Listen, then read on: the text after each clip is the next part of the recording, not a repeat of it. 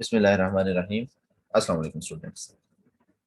आज के लेक्चर में हम प्ले अपना ओथेलो डिस्कस करने जा रहे हैं। शेक्सपियर की पहली ट्रेजेडी जो हमारे सिलेबस में है, ओथेलो से। So the tragedy of Othello, the Moor of Venice, written by William Shakespeare. तो लास्ट लेक्चर्स के अंदर हम लोग ये डिस्कस कर चुके हैं कि शेक्सपियर कौन था और जो है इसका मोड ऑफ राइटिंग क्या था, कौन ट्रेजेडी क्या होती है। तो हम काफी सारी चीजें डिस्कस कर चुके हैं। तो आज हम डायरेक्टली सिर्फ और सिर्फ इस प्ले के बारे में ही बात करेंगे। तो सबसे पहले तो इसका जनरल योनरा क्या है, वो है ट्रेजेडी। यानी कि ये ट्रेजिक प्ले है। ट्रेजेडी क्या है वो मैंने पहले अर्ज किया कि डिस्कस कर चुके हैं लास्ट लेक्चर में।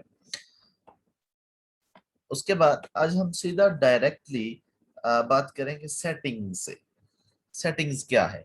सेटिंग से मुराद है कि ये प्ले किस जगह पे परफॉर्म किया जा रहा है, यानी कि इस जगह के अंदर वो जगहें कौन सी हैं जिसके ऊपर ये परफॉर्मेंस हो रही है। तो सबसे पहले तो ये देखिएगा, अगर आप इस नक्शे को देखें तो ये शहर है वीनस, और यहाँ से ये साइप्रस का एक छोटा सा जजीरा है। इन दोनों जगहों के ऊपर ये सेटिंग है, इन दोनों जगहों पे ये प्ले परफॉर्म हो रहा है। अब प्लेस देखिएगा, begins in Venice and in the isle of Cyprus thereafter. यानी कि शुरू ये वीनस से होता है और बाद में ये साइप्रस के एक जजीरे तक पहुंच जाता है। टाइम जो है लेट 16th सेंचुरी है, during the wars between Venice and Turkey. Venice और तुर्की के दरमियान जंगें हो रही हैं और ये लेट 16th सेंचुरी का वक्त है, और वीनस और साइप्रस के एक जजीरे में ये प्ले की सेटिंग है। अच्छा जी, इसके बाद अभी दो चीजें डिस्कस हुई। नंबर एक, योनरा। योनरा इसका ट्रेजेडी है, और सेटिंग मैंने बताया कि साइप्रस एक छोटा सा जजीरा है और एक शहर वीनस। इन दोनों शहरों के अंदर ये जगहों पे ये परफॉर्म हो रहा है। लेट 16th सेंचुरी है और जब ये जंग हो रही है वीनस और तुर्की के दरमियान। अब इसके अंदर नेक्स्ट हम बात करेंगे कि करेक्टर्स कौन कौन से हैं। करेक्टर्स जो है इसके अंदर ये देखिएगा, ये एनलिस्ट किए हुए हैं। Othello, Desdemona, Iago, Michael Cassio, Emilia, Roderigo, Bianca, Brabantio, duke of Venice, Montano, Lodovico, Graziano और क्लाउन। ये सारे के सारे करेक्टर्स हैं जो इसके अंदर परफॉर्म कर रहे हैं प्ले के अंदर। हम एक एक करके जो है वो ओवरव्यू, शॉर्ट ओवरव्यू ले लेते हैं पहले करेक्टर्स का, फिर हम आगे बात करेंगे। तो जी सबसे पहले हम बात करेंगे ओथेलो की। The play's protagonist and hero. Protagonist और हीरो तकरीबन एक ही टर्म है, एक ही मतलब है दोनों का। यानी कि जो मेन कैरेक्टर है, जो हीरोइक कैरेक्टर है इस ट्रेजेडी के अंदर, वो उसका नाम ओथेलो है। अ क्रिश्चियन मूर, क्रिश्चियन है बाय रिलीजियन। मूर जो है ये काला नस्ल से है, यानी कि नीग्रो है, हबशी है। And general of the armies of Venus, और वीनस जो शहर है उसकी आर्मीज का ये जनरल है। और Othello is an eloquent and physical powerful figure. ये एक ताकतवर आदमी है जिस्मानी तौर पे भी और बातचीत के लिहाज से भी। Respected by all those around him, और जो भी लोग हैं वहां पे आसपास इसके, सारे लोग इसकी इज्जत करते हैं। तो इसके बाद दूसरा करेक्टर जो है वो है Desdemona, the most important character. The daughter of the Venetian senator Brabantio, यानी कि वीनस का एक सेनेटर है बारबेंजियो, ये उसकी बेटी है Desdemona. Desdemona and Othello are secretly married before the play begins. यानी कि ड्रामा शुरू होने से पहले ही ये दोनों एक दूसरे से खुफिया तौर पे शादी कर लेते हैं। Pure, meek, self possessed and determined होते हैं। She is equally capable of defending her marriage, jesting bawdily with Iago, and responding with dignity to Othello's incomprehensible jealousy. यानी कि ये बहुत सारी एक साथ इसे परेशानियों का सामना करना पड़ता है। यानी कि इतना याद रखिएगा कि डेस्टिमोना थी कौन? ये बारबेंजियो की बेटी थी। बारबेंजियो जो है ये वीनस का एक सेनेटर था, और जो है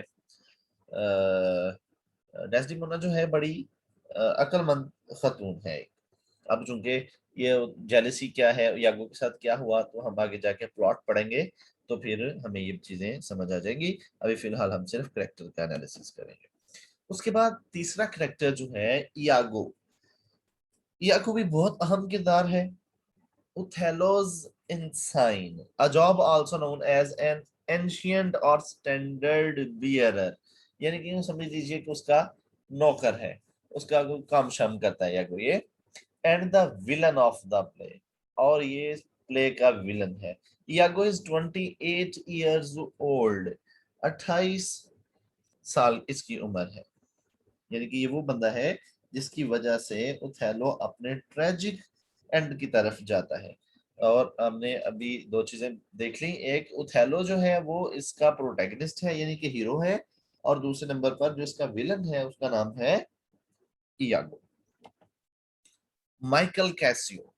माइकल कैसियो जो है ओथेलोज ल्यूटेनेंट, ये उसका मतहत है ओथेलो का।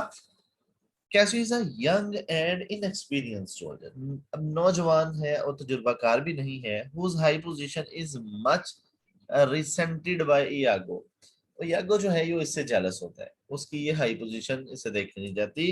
ट्रूली डिवोटेड टू ओथेलो, और जो ये कैसियो है ये डिवोटेड है ओथेलो से, मतलब उसका वफादार है। Cassio is extremely ashamed after being implicated in drunken brawl on Cyprus and losing his place as a lieutenant, यानी कि ये साइप्रस के अंदर शराब पी के तो ये झगड़ा करता है, तो वहां से ये किस्सा हम आगे चल के पढ़ते हैं।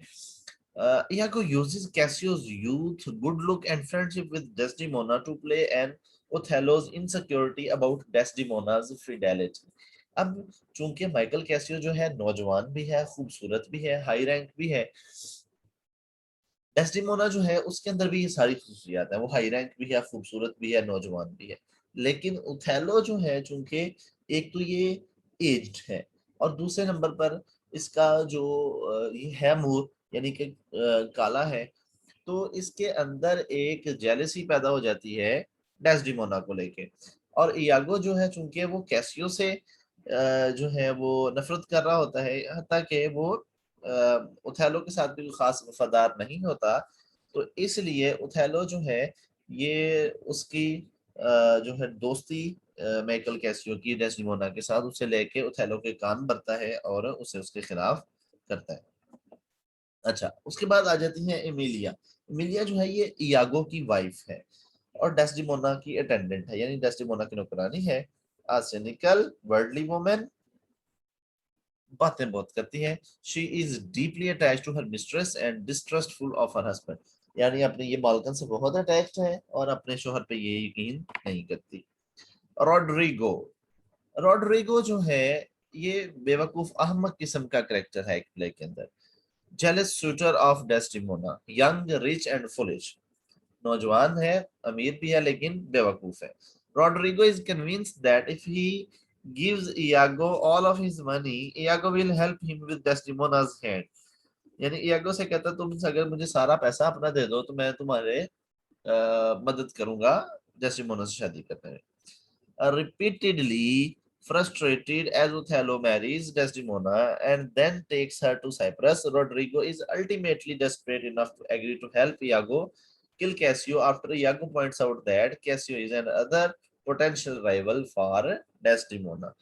अब इयागो जो है वो उसे ये भी बता देता है कि रोड्रिगो को कि अगर पहले नंबर पे तो वो ओथेलो के साथ शादी करके चली जाती है तो ये बहुत जेलस होता है, और दूसरे नंबर पर रोड्रिगो यागो जो है वो इसे कहता है कि अगर डेस्टिमोना की ओथेलो से जान छूट भी जाती है तो जो माइकल कैसियो है वो एक अच्छा राइवल है तुम्हारा, डेस्टिमोना उससे शादी कर लेगी, तो वो उसे मारने पे यागो कैसियो को मारने पे रोड्रिगो को राजी कर लेता है। फिर बियांका आती है।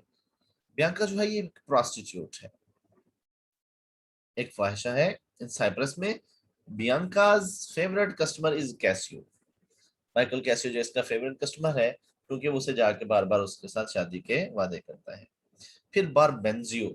बारबेंजियो जो है अभी पीछे हमने पढ़ा कि डेस्डिमोना का फादर है, somewhat blustering and self important Ventian senator. As a friend of Othello, Barbenzio feels betrayed when the general marries his daughter in secret. यानी कि ये ओथेलो का दोस्त होता है और जब इसे पता चलता है कि इसके दोस्त ने इसकी बेटी से सोफिया शादी कर ली है तो ये ऐसे लगता है कि जैसे ही इसके साथ धोखा हुआ है, बिट्रे किया गया है इसे। फिर Duke of Venus, the official authority in Venus, the Duke has great respect for Othello as a public and military servant. His primary role within the play is to reconcile Othello and Barbenzio to send Othello to Cyprus. यानी कि Duke of Venus जो है ये वहां का Venus का हाकिम है और ओथेलो के साथ इसे बड़ा ओथेलो की बड़ी इज्जत करता है ये।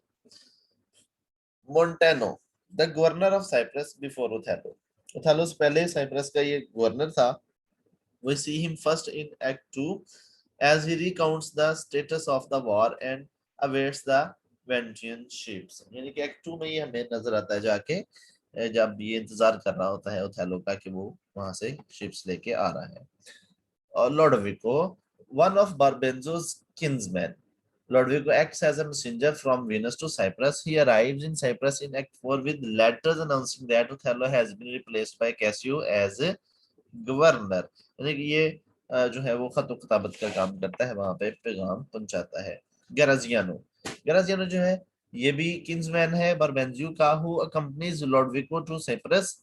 ये कोई अहम करेक्टर नहीं है, लेकिन ये गैराजियानो वही है जो डेस्टिमोना के बाप को जाके बताता है कि डेस्टिमोना's फादर हैज डाइड।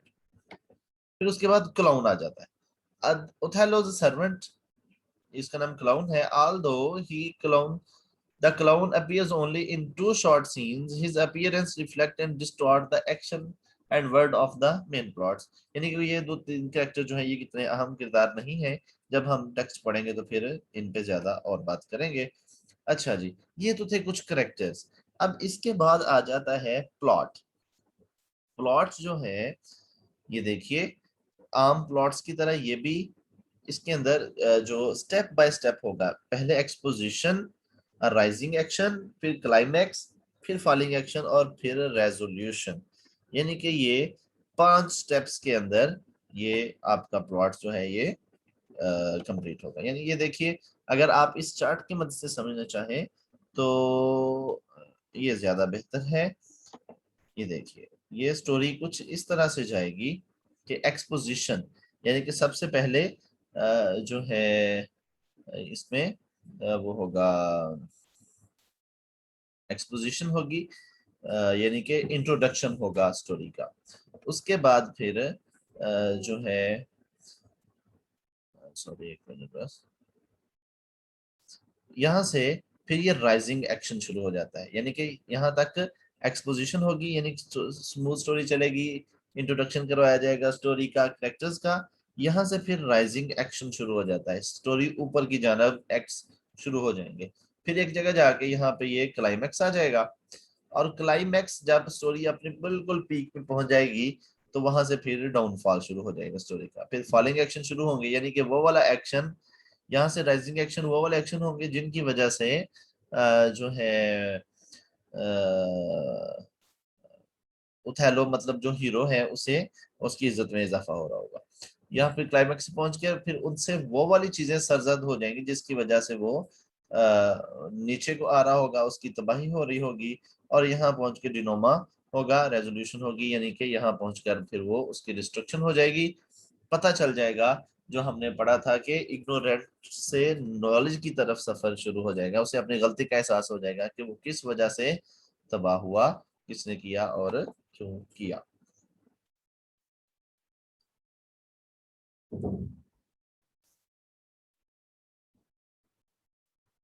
अच्छा जी, उसके बाद ये जहन में रखिएगा कि इस तरह से ये होता है, यानी कि अगर ये एज अ ट्रेजेडी से हम देख लें, ऐसे भी यहाँ से ये पॉइंट इंट्रोडक्शन का, यहाँ से फिर राइज शुरू होता है, और राइज से फिर क्लाइमैक्स तक स्टोरी जाती है, क्लाइमैक्स से फिर रिटर्न वापस आती है, यानी कि वो वाले एक्शन जो उसकी तबाही का बायस बन रहे होते हैं, यहाँ से फिर आखिर तक कैटास्ट्रॉफी, यानी कि इस पॉइंट पे आके फिर तबाही शुरू हो जाती है। तो ये एज चार्ट इस तरह से ट्रेजिक चार्ट होता है स्टोरी का, प्लॉट का। अच्छा जी, अब उसके बाद हम बात उनके प्लॉट की कर रहे हैं। तो वो मैंने चार्ट की मदद से भी आपको समझा दिया कि सबसे पहले एक्सपोजिशन, राइजिंग एक्शन, फिर क्लाइमैक्स, फिर डाउनफॉल, फिर आखिर पे रेजोल्यूशन। अच्छा जी, उसके बाद सबसे पहले देखिए एक्सपोजिशन क्या है। Exposition, Othello and Desdemona marry and attempt to build a life together. यानी कि होता यूं, स्टोरी यहाँ शुरू होती है कि इन दोनों ने आपस में शादी कर ली होती है। Despite their difference in age, race and experience, इनके अंदर हर तरह से डिफरेंट होते हैं, यानी कि एज का बड़ा डिफरेंट है। जैसे ओथेलो जो है ये बूढ़ा हो रहा है, डेस्टिमोना भी नौजवान लड़की है। रेस मतलब वो काला है, ये सफेद नस्ल से है। एक्सपीरियंस, जिंदगी का उसे तजर्बा ज्यादा, इसे कम है। There marriage is sabotaged by the envious Iago who convinces Othello that Desdemona is unfaithful। लेकिन ये जो उथैलो है ये इनकी शादी को तबाह बर्बाद करके रख देता है, क्योंकि वो उथैलो को ये यकीन दिला देता है कि डेस्टिमोना जो है वो उसके साथ अनफेथफुल है, यानी कि वो माइकल कैसियो के साथ इन्वॉल्व है। Iago tells the audience of his scheme, arranges for Cassio to lose his position as lieutenant, and gradually insinuates to Othello that Desdemona is unfaithful। मैं अभी बताया कि राइजिंग एक्शन क्या है, कि वो उसे बता रहा होता है कि ये डेस्टिमोना जो है तुम्हारे साथ अनफेथफुल है। क्लाइमैक्स क्या होता है? Climax occur at the end of Act 3, Scene 3, when Othello kneels with Iago and was not to change course until he has achieved bloody revenge। यानी कि क्लाइमैक्स ये होता है, कल हमने ये भी जब ट्रेजिडी के बारे में पढ़ रहे थे तो हम ये पढ़ा था हमने कि या तो हीरो जो है वो रिवेंज ले रहा होता है या कोई उससे रिवेंज ले रहा होता है। अब यहाँ पर अगर आप देखें तो यागो ने उसे यकीन दिला दिया होता है कि डेस्टिमोना जो है वो माइकल कैसियो के साथ इन्वॉल्व है, तुम्हारे साथ अनफेथफुल है, तो यहाँ पर वो रिवेंज लेने की बात करता है। फिर फॉलिंग एक्शन क्या है? अब यागो जो है ये माइकल कैसियो का हैंकरचीफ यानी कि रुमाल जो है वो किसी ना किसी तरह जाकर जो है वो डेस्टिमोना के कमरे में रख देता है, which Othello watches and sees as proof that Cassio and Desdemona have slept together। अब ये यहाँ से यानी कि उसका रुमाल उसके कमरे में उसके बेड पे पड़ा होता है, तो ये ओथेलो समझता है कि शायद वो आके इसके साथ सो के गया है। Iago unsuccessfully attempt to kill Cassio and Othello smoothes Desdemona with a pillow।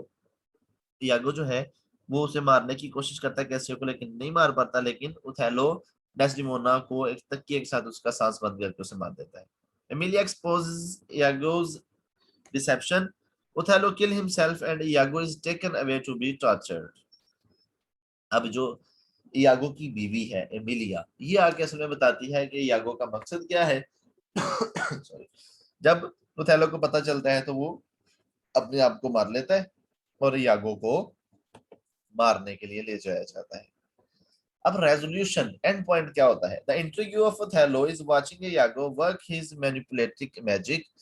The deception grows by bit until Othello is quite ensnared by his own jealous thoughts। यानी कि ये होता है, मतलब एंड ये है कि अपने उस जो है वो जेलिसी की वजह से, अब जो और ऊपर से यागो जो है वो बार बार उसे ये यकीन दिला रहा होता है, तो इस वजह से वो डेस्टिमोना को भी मार देता है और खुद भी मर जाता है।